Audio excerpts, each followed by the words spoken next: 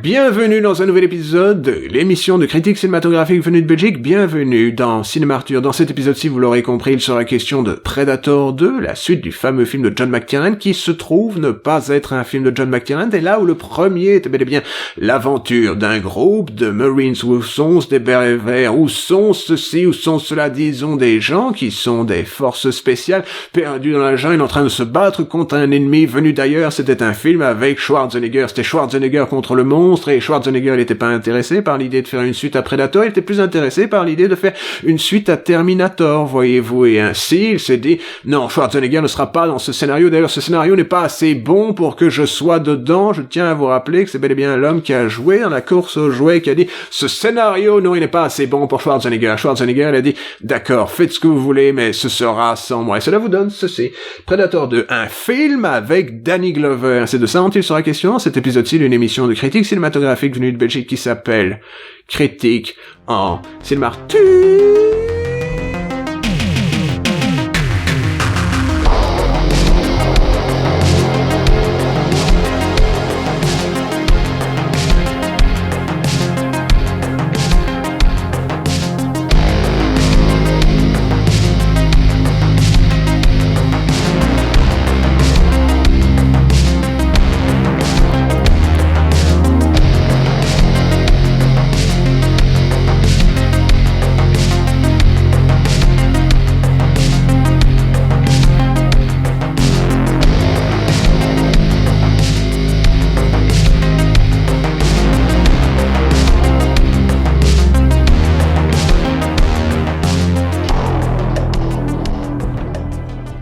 Ok, alors il est question du Predator, mais pas du Predator 2, d'abord il est question du Predator, c'est un film avec Schwarzenegger, vous savez certainement ceci, il a été aussi dans Terminator, il a été le Conan, il a été le Governator, donc là on se trouve dans une situation où Schwarzenegger, il est là, il voit votre scénario, il dit, ce n'est pas assez bon, hein.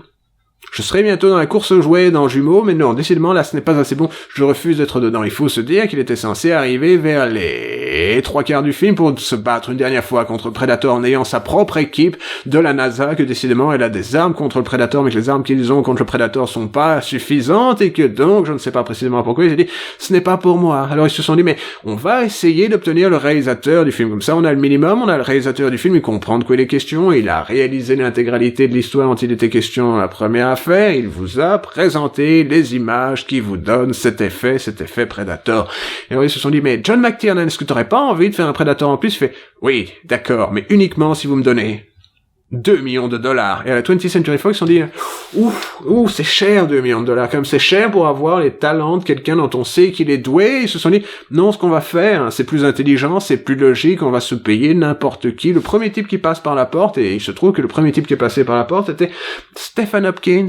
qui n'est pas le frère de Anthony. Non, c'est le réalisateur, lui, de Freddy 5. Vous savez, Nightmare on Elm Street 5, de Dream Chat. C'était Carrie contre Freddy. À une époque, vous avez bien entendu vu Jason contre Freddy et Freddy contre Jason, tandis que Jason et Freddy étaient l'un contre l'autre. L'intégralité ici est bien entendu axée autour de l'idée que c'est une fille qui a des pouvoirs télépathiques et que donc elle peut se défaire des incroyables enfers de l'esprit qui sont ceux de Freddy. C'était presque une phrase, j'en suis très fier. Donc l'idée est très simple. On avait un film qui se passait dans la jungle, avec des terribles lianes, des palmiers, des trucs, des machins, Jesse's Body Ventura, l'intégralité vous fait penser que oui, ce sont des hommes pleins de testostérone qui font faire ching ching ching ching à leur flingue dans la forêt et qu'on voit que décidément ils sont en train de déforestationner à eux tout seuls avec leurs petits canons à ions et que ce ne sont pas des canons à ions, ce sont des canons à plomb, mais voilà l'intégralité, c'est donc l'homme contre la bête, mais la bête a un sens de l'honneur. Elle chasse pour le trophée, elle chasse pour la gloire, elle chasse sans doute dans une forme de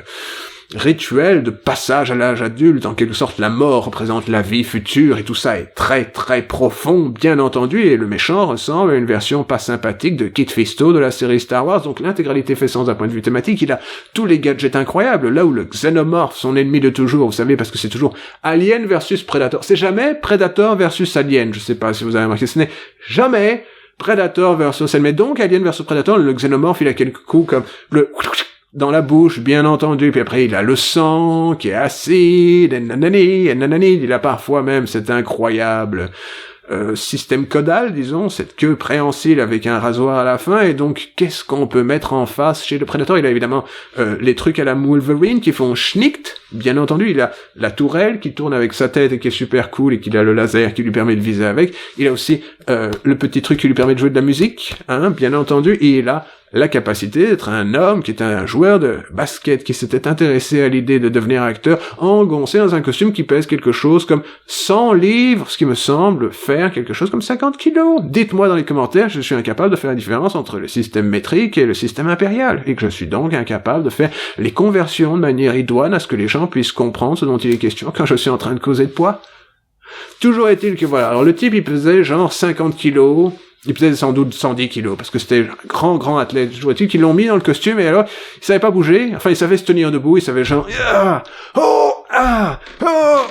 péniblement avancer comme ceci, mais toujours est-il qu'ils lui ont dit, non, bah, ce qu'on va te faire, c'est qu'on va te mettre sur des petits élastiques, qui n'étaient pas petits, c'était des très gros élastiques. Or, quand il était question de Predator 2, la bête est dans la ville, elle se meut. Oui, elle se meut, et elle sait faire des choses incroyables, comme, je sais pas, moi, utiliser un frisbee magique pour se défaire des équipes de Danny Glover. Parce qu'à une époque, ils se sont dit, oui, la série L'Arme Fatale, ça fonctionne fort bien, probablement que c'est à cause de la performance d'acteur de Danny Glover. C'est comme ça que fonctionne le cinéma. Quand quelqu'un est dans un film qui est couronné de succès, des gens se disent, mais peut-être que ce film est couronné de succès parce qu'il était dedans, et peut-être que si on le met dans notre film, il fera plus d'argent.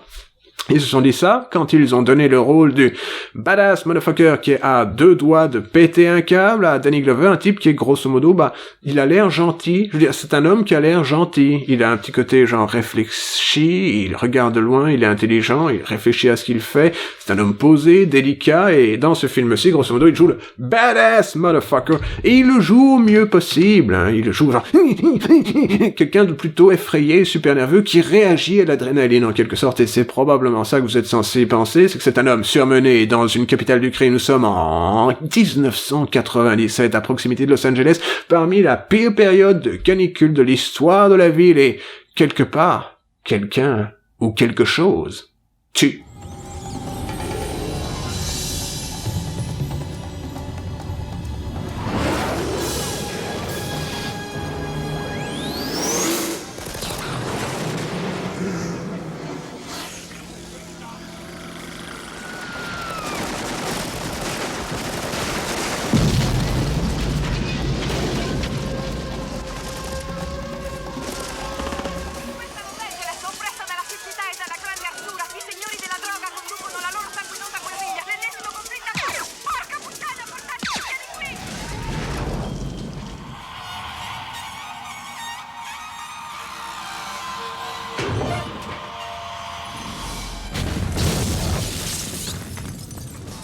Sergente, c'è qualcuno dei suoi uomini là dentro? No! Andiamo!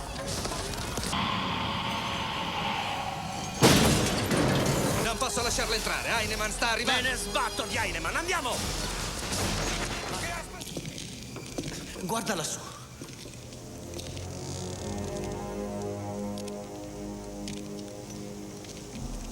Prima saranno 10-12 metri, senza corda, senza scale. Quel poveraccio peserà come minimo 85 kg. Nemmeno tu ce l'avresti fatta. Il y a un Predator, il est dans la ville, il fait des choses improbables, et Danny Glover, il se dit quand il voit un mec qui a été coupé en deux et qui a été genre tenu par les pieds avec un large filin mais qu'on ne sait pas comment quelqu'un l'aurait monté là, car il n'y avait pas de poulie, voyez-vous, il se dit, ce n'est pas le genre de choses qu'on voit un jeudi, c'est plutôt le genre de choses qu'on voit une nuit de pleine lune quand il y a une convention de lycanthropes en ville, et donc il se dit, oui, il y a quelque chose de paranormal, c'est paranormal du tout, se dit-il, il se dit donc, je vais mener l'enquête, mais on essaye, on le menace, on lui fait pression, on se dit que décidément ce n'est pas lui qui devrait élucider tout ceci, car il se trouve qu'il y a des gens, on ne sait pas précisément à quoi ils ressemblent, mais ils sont menés par Gary Busey, donc ça ne peut pas être si joli que ça, qui sont soudain dans l'idée de se dire, oui, c'est notre affaire, vous ne savez pas dans quoi vous rentrez, c'est bel et bien la guerre des gangs, mais oui, bien sûr, c'est la guerre des gangs, et on a des gens dans la guerre des gangs, nous les gens du FBI, je veux dire de la CIA, je veux dire de la NASA, je veux dire de ceci, je veux dire de cela, on est bel et bien en train d'avoir des gens, ils sont deep undercover de l'autre côté, hein, ils sont trop chicanos à mort, nos gars, ce sont des agents, ils sont comme ça, et donc voilà, ne mettez pas nos agents en danger, enfin, il n'y a pas de créatures surnaturelles derrière le rideau numéro 3, les enfants, il n'y en a pas, il n'y a absolument pas, c'est derrière le rideau numéro 2, oh, j'en ai trop dit, des choses comme ça, donc, c'est ainsi que cela va, et donc on le menace. on fait pression, et il se dit, il faut que j'élucide tout ceci. Alors il va parler au chef des Jamaïcains, le chef des Jamaïcains, il dit, Magwan, c'est un monstre, et des choses comme ça, c'est atroce, et il lui dit, bien entendu, qu'il faut se méfier, car, pour l'instant, il jette les os, l'intégralité des probabilités mène à la mort, et des choses comme ça, si le chef des Jamaïcains il a peur, c'est que c'est grave. Et vous dites donc tout ceci, et cela vous donne donc ce film qui est bel et bien produit par Lawrence Gordon, Joel Silver et John Davis pour la 20th Century Fox, mais bel et bien un film qui fait tous ses efforts au montage, et c'est assez normal, quand vous avez le réalisateur de Freddy numéro 5 à la réalisation, vous avez besoin d'un extraordinaire monteur de l'autre côté de la machine, c'est-à-dire, dans ce cas-ci, ils ont fait des économies sur le réalisateur, certes, mais ils ont fait des dépenses sur le monteur qu'ils se sont payés. Mark Goldblatt, le réalisateur de Dead Heat et du film Punisher, ce n'est pas un extraordinaire réalisateur, mais quitte à y être, ils auraient pu se payer littéralement Mark Goldblatt, au moins il aurait su monter son truc. Un homme qui a monté Halloween 2, Commando, The Terminator, Terminator 2,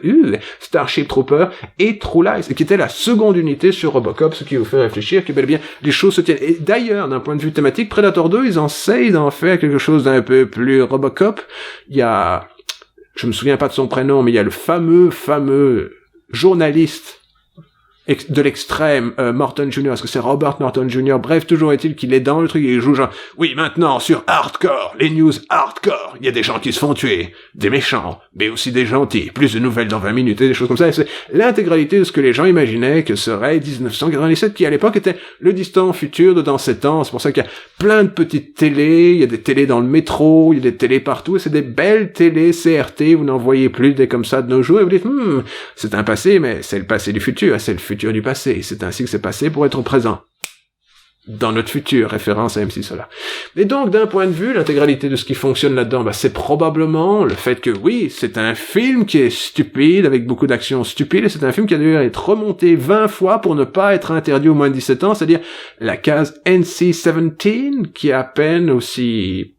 peine moins grave, disons ça ainsi, que d'être classiques en Amérique, surtout à l'époque, et qui sont tombés sur un rated R, qui fait que, bien entendu, il y a des séquences incompréhensibles, où il manque la moitié d'un meurtre, et la moitié d'un meurtre, c'est bien entendu parce que le type qui était spécialisé dans les films d'horreur, il a fait un film d'horreur à quelque chose comme 37 millions de dollars, voilà, et qu'on lui avait pas dit que c'était excessif, et que ça vous donne tout ceci. Et il y a probablement, d'ailleurs, dans ce film, l'un des plus hilarants Zivisbizio, de l'histoire des Zivisbizio, cela ressemble à ceci.